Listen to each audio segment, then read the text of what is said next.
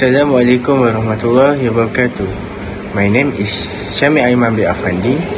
Today, me and my group members will present our group assignment, which is Tax Administration from subject Taxation 1. So, our group members are me, Syami Aiman bin Afandi, Engku Ahmad Zailami bin Engku Muhammad Afiq Loman bin Jasri, and lastly, Abdul Fattah bin Ya.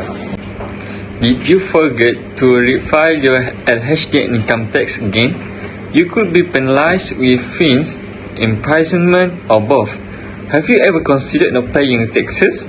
Perhaps you have entertained the thought of conveniently forgetting to file your taxes, or reporting a lower income than you earn, or overstating the amount of tax relief you are eligible for.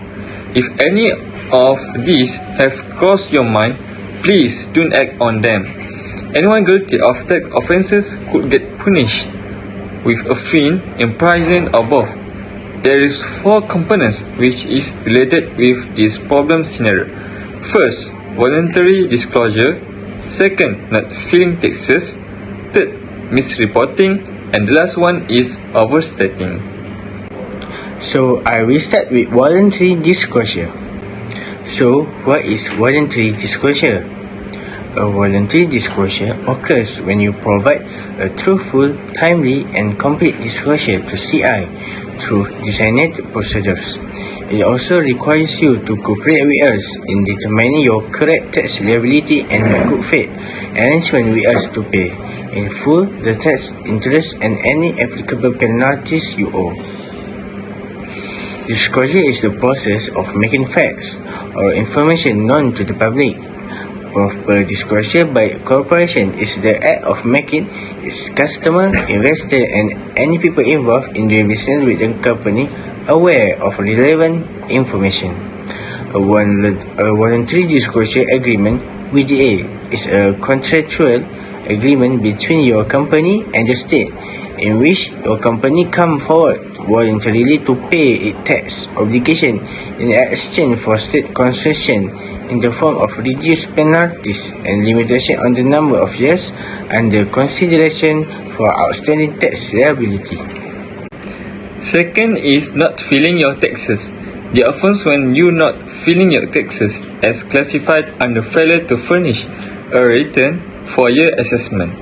The offence is under Section 112 Column 1. Section 112 Column 1 of the Act provides any person who makes default in furnishing a return in accordance with Section 77 Column 1 or 77A Column 1 in respect of any 1-year assessment, or in giving notice in accordance with Section 773 shall, if he does so without reasonable excuse, be guilty of an offence, and shall, on conviction, be liable to a fine of not less than 200 ringgit and not more than 20,000 ringgit, or to imprisonment for a term not exceeding 6 months, or to both. Based on the Section 112 Column 1 Act, you will be prosecuted and, if convicted, given a fine of not less than 200 ringgit and not more than 20,000 ringgit, or given a term of imprisonment not exceeding 6 months or both. If without prosecution, the DG may require you to pay 3 times of tax payable. My name is Muhammad Afiq Lokman bin Jasri, and now I will talk about Misreporting.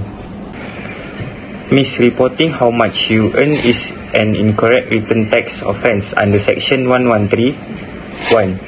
You will be prosecuted and given a fine of not less than Rm1,000 and not more than Rm10,000 and shall pay a special penalty of double the amount of tax which has been undercharged in consequence of the incorrect return or incorrect information, or which would have been undercharged if the return or information had been accepted as correct. But if no prosecution under subs 1 has been instituted in respect of the incorrect return by omitting or understating any income, the DG may require you to pay a penalty equal to the amount of tax which has been undercharged in consequence of the incorrect return or incorrect information, or which would have been undercharged if the return or information had been accepted as correct. The defense or the taxpayer in the prosecution for incorrect return is to satisfy the court that the incorrect return was made in good faith. In the event that the taxpayer is confident of being able to satisfy the court that the acts or mission complained of were done in good faith, he shall refuse to pay the penalty under Section 113(2). The DG would then have to proceed with the prosecution, and the taxpayer would bear the burden of providing evidence to prove he has acted in good faith. After all, there is no imprisonment involved on conviction. Assalamualaikum, my name is Abdul Fattah, and today I want to talk about overstating your tax relief. Overstating your tax relief may be classified as willful evasion of first according to Section 114A.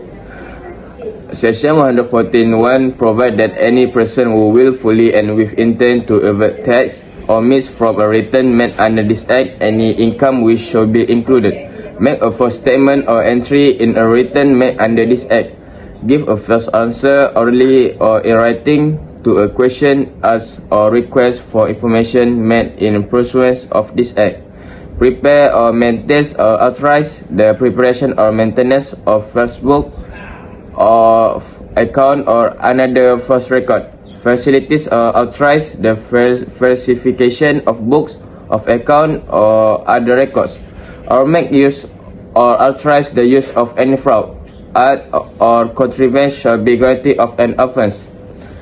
You will be liable to a fine of not less than 1,000 and not more than 20,000, or to imprisonment for a term not exceeding 3 years, or to both, and shall pay a special penalty of treble the amount of tax which has been undercharged in consequence of the offence, or which would have been undercharged if the offence had not been detected. But in order to prosecute the taxpayer for an offence under Section 114, the prosecutor has to prove his case beyond reasonable doubt that the act was done willfully and it was done with intent to evade tax. In conclusion, taxpayers have duties and responsibilities to the government in relation to the income taxes that have to be paid. Moreover, the government takes seriously every offence committed, as failure to inform or provide returns will slow down the cycle of tax school buildings and maintenance of schools and hospitals, rural development and various administration. As income tax is the main source of revenue for Malaysia, which has to pay for other services, failure to collect tax will reduce that revenue and the public may suffer.